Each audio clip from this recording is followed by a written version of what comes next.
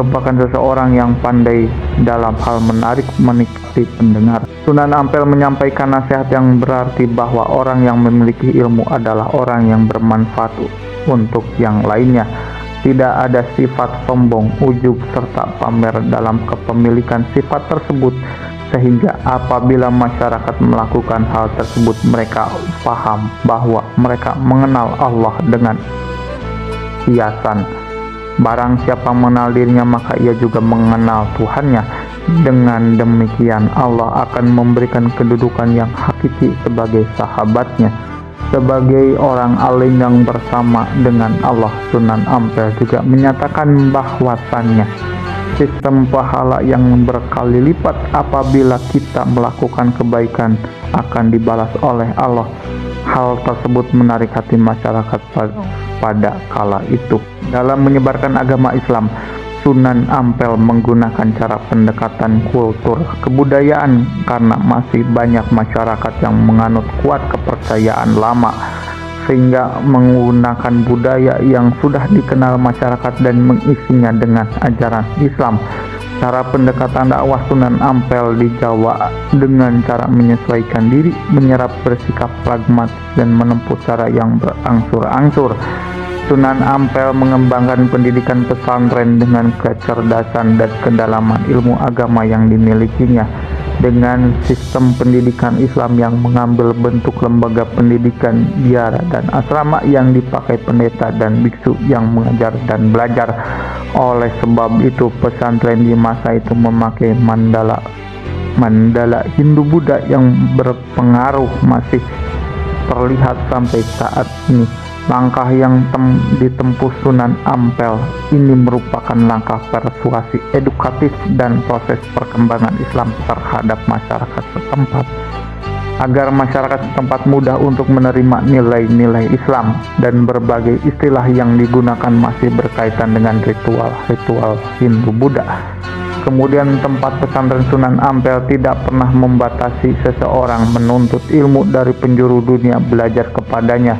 Kemudian letak Ampel Denta yang strategis juga memungkinkan cepatnya berita yang diterima, baik itu dari dalam maupun luar Jawa. Kemudian Sunan Ampel juga pernah menarik perhatian banyak orang dari segala penjuru dengan mengubah nama Sungai Brantas yang menuju ke Surabaya dengan nama Kali Emas, dan pelabuhan Surabaya pun diganti nama juga dari Gelangga Manik menjadi Pelabuhan Tanjung Perak. Dengan nama emas dan perak inilah yang menyebabkan banyak orang yang berbondong-bondong datang ke Surabaya untuk mencari emas dan perak. Pada waktu orang-orang mencari emas dan perak itu datang ke Surabaya, waktu itulah yang digunakan Sunan Ampel untuk memberikan pengertian dan memperkenalkan Islam. Ajaran Islam yang tidak pernah membedakan pangkat, keturunan, kekayaan maupun kebangsaan seseorang, yang menjadikan pesantren Ampel Denta sebagai satu-satunya lembaga pendidikan di Jawa yang diikuti oleh seluruh kalangan masyarakat. Sunan Ampel tidak berhenti sampai di sini saja, melainkan juga melebarkan sayap di bidang dakwah untuk menyebarkan ajaran Islam. Oleh sebab itu, Sunan Ampel melihat kemungkinan terbaik adalah dengan mendidik kader-kader ulama yang siap berdakwah di daerah pedalaman Jawa. Dalam penyebaran para ulama yang memungkinkan untuk melakukan dakwah, Sunan Ampel memberikan satu strategi dalam rangka berdakwah. Adapun langkah-langkah yang harus ditempuh ketika itu adalah: pertama, membagi wilayah inti kerajaan Majapahit sesuai hierarki pembagian wilayah negara. Bagian yang ada yang meliputi 9 wilayah, yakni ibu kota Majapahit di Trowulan, Daha, Blambangan, Mataun, Lumapel, Kahuripan, Lasem, Wengker, dan Pajang. Para kader ulama yang akan dikirim ke negara-negara bawahan Majapahit yang memungkinkan dimasuki.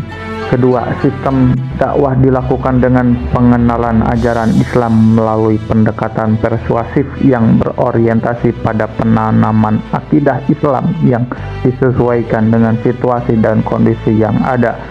Ketiga, melakukan perang ideologi untuk memberantas mitos dan nilai-nilai dogmatis yang bertentangan dengan akidah Islam, di mana para ulama harus menciptakan mitos dan nilai-nilai tandingan baru yang sesuai dengan Islam. Keempat, berupaya dalam melakukan pendekatan kepada tokoh-tokoh yang dianggap mempunyai pengaruh di suatu tempat dan berusaha menghindari konflik. Kelima, berusaha menguasai kebutuhan-kebutuhan pokok yang sangat dibutuhkan masyarakat, baik itu kebutuhan yang bersifat material maupun spiritual.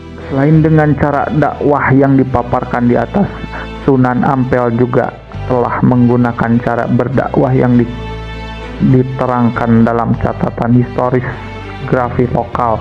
Diketahui sebagai tokoh yang menjalankan amanat agama itu dengan sangat baik. Beliau melalui prinsip dakwah Mau'izatul Hasanah wa Mujadalah Billati Hiya Ahsan, sebagaimana dicontohkan oleh Nabi Muhammad SAW. Dan usaha dakwah yang dilakukan Raden Rahmat adalah membentuk jaringan kekerabatan melalui perkawinan para penyebar Islam dengan putri-putri penguasa bawahan Majapahit. Dengan demikian, ikatan kekeluargaan di antara umat Islam menjadi kuat. Sejarah dalam bahwa Putri Arya Lembu Sura menikah dengan penguasa Tuban Arya Teja dan menurunkan bupati-bupati Tuban. Disebutkan pula bahwa Putri Arya Lembu Sura yang lain yang bernama Ratna Panjawi menikah dengan Prabu Brawijaya dari Majapahit. Lewat tokoh Prabu Brawijaya yang menikahi bibi Raden Rahmat, hubungan dengan Arya Lembu Sura terjalin. Itu sebabnya setelah Prabu Brawijaya menyerahkan Raden Rahmat kepada penguasa Surabaya yang beragama Islam, yang kemudian dinikahkannya Raden Rahmat dengan Nyai Ageng Manila. Hal inilah yang menjadikan Raden Rahmat mendapatkan kedudukan sebagai bupati, yang mana Raden Rahmat menjadi bupati pertama dalam daftar urutan bupati-bupati Surabaya. Dakwah yang dimulai dengan jalur pernikahan membuahkan hasil yang mana seluruh kekuasaan berada di tangan Sunan Ampel. Karakter masyarakat muslim di Nusantara terlihat terutama dari daerah Ampel Denta. Banyak pondok pesantren besar yang berasal dari Jawa Timur. Tidak hanya hal tersebut, Sunan Ampel memberikan perubahan dalam menerapkan hak tanggung jawab yang baik sebagai masyarakat Islam. Pembentukan tersebut menjadi beberapa hal, seperti pertama, pembentukan individu yang bertanggung jawab baik dari sisi jasmani dan rohani dengan menghindarkan diri dari dan menjauhi minum arak, beristri dengan secukupnya. Kedua, pembentukan karakter dari segi keluarga.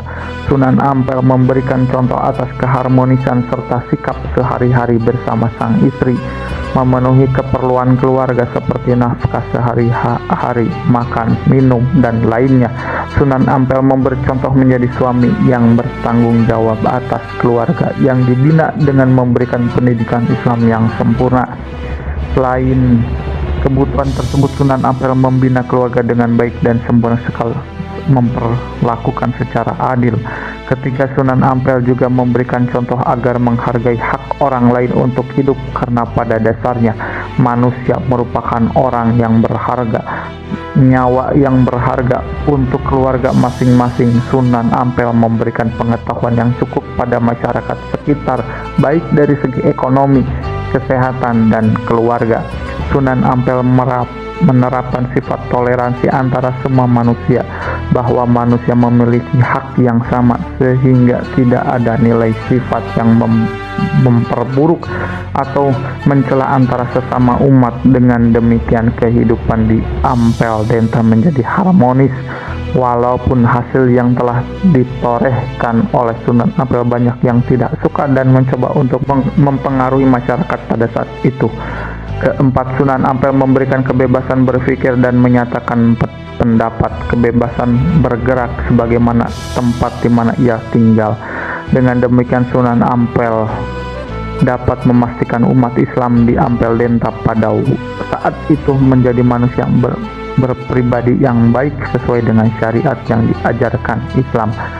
Kelima, memberikan hak kepada semua kalangan masyarakat untuk mencapai pendidikan Islam. Pendidikan yang didapatkan tidak dibedakan setiap kalangan, semua ilmu pengetahuan yang diberikan sama sesuai dengan tingkatan yang dimiliki oleh masyarakat Ampel Denta. Keenam, ajaran ilmu tasawuf seperti bersabar, berpuasa, menjauh keramaian, harta benda Sunan Ampel contohkan dalam keseharian yang beliau lakukan.